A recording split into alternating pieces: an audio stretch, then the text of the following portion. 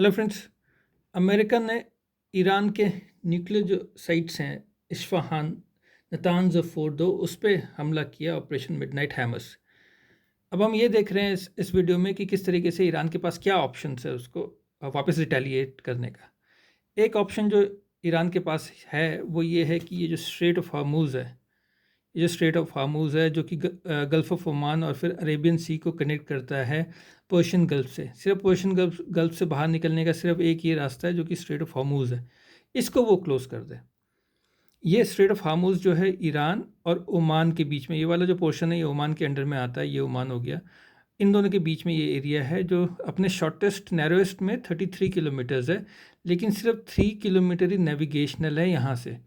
तो एक तरीके से अगर ईरान डिसाइड करता है कि वो इस स्ट्रेट को बंद कर रहा है तो फिर ये जो शिप्स यहाँ से आने जाने वाले हैं वो एक सिटिंग डक हो जाएंगे। हमने देखा था किस तरीके से हुतीज़ ने परेशान किया था रेड सी में, तो ईरान तो उससे भी बड़ी पावर है। दुनिया का 20% ऑफ द ऑयल जो है वो इसी स्ट्रेट ऑफ हार्मूज से जाता है। ईरान का खुद का ऑयल यहाँ से जाता है, ऑयल हो गया या गैस हो गया या जितनी भी एनर्जीज़ हैं।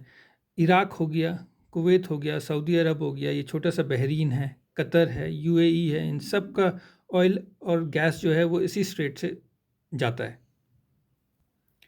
बहरीन में अमेरिका की 5th फ्लीट है जो कि यहाँ के जो कमर्शियल जो वेसल्स यहाँ से जाते हैं उनकी प्रोटेक्शन के लिए है। अब अगर इसका एडवांटेज क्या होगा ईरान को अगर वो इसको बंद कर देता है स्ट्रेट ऑफ हार्मोज को, तो इससे दुनिया की जो ऑयल की जो प्राइसेस हैं और गैस के जो प्राइसेस हैं वो काफ़ी बढ़ जाएंगे।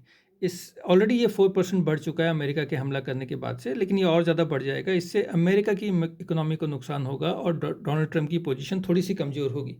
लेकिन बजाय एडवांटेज के इसके डिसएडवांटेज ज़्यादा दिखते हैं। पहला, ईरान ऑलरेडी अंडर सैंक्शंस में है, उसकी इकोनॉमी और ख़राब है।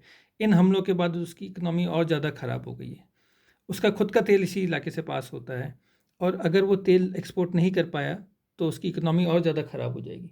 गल्फ़ स्टेट्स जो हैं, ये सारे गल्फ़ स्टेट्स हो गए, सऊदी अरब हो गया, यूएई हो गया, इन सब ने क्रिटिसाइज़ किया इज़राइल के एक्शन को, इवन अमेरिका के एक्शन को। लेकिन अगर इनकी इकोनॉमी को फ़र्क पड़ता है इस स्ट्रेट के बंद हो जाने के बाद से, तो इनका भी सपोर्ट जो है ईरान के लिए वो ख़त्म हो जाएगा, चाहे वो वर्बल सपोर्ट ही हो। लेकिन जो सबसे इम्पोर्टेंट चीज़ है वो चाइना है। ईरान अंडर सैंक्शंस जो है 90% ऑफ अपना तेल जो है वो चाइना को इसी रास्ते से भेजता है। चाइना की अपनी एनर्जी रिक्वायरमेंट जो है 45% जो है वो इसी एरिया से आती है, चाहे सऊदी, चाहे ईरान, चाहे यूएई, चाहे कतर से आए, लेकिन 45% यानी नियरली हाफ उसकी एनर्जी रिक्वायरमेंट है इसी एरिया से आ रही है। वो एक उभरती हुई इकोनॉमी है, सेकंड लार्जेस्ट इकोनॉमी है जो अमेरिका को चैलेंज करना चाहती है। तो किसी भी रूप में वो नहीं चाहेगा कि ये जो एनर्जी उसकी जो सप्लाई है वो किसी भी तरीके से डिसरप्ट हो। तो चॉइस ईरान के लिए काफ़ी कम होते चले जा रहे हैं। वो किस तरीके से रिटेलिएट करे, उसने ऑलरेडी मिसाइल से हमला तो किया है इसराइल पे, लेकिन किस तरीके से अमेरिका को नुकसान पहुंचाए, ये एक ऑप्शन है। आसान डिसीजन नहीं होगा, देखते आने वाले टाइम में क्या होगा।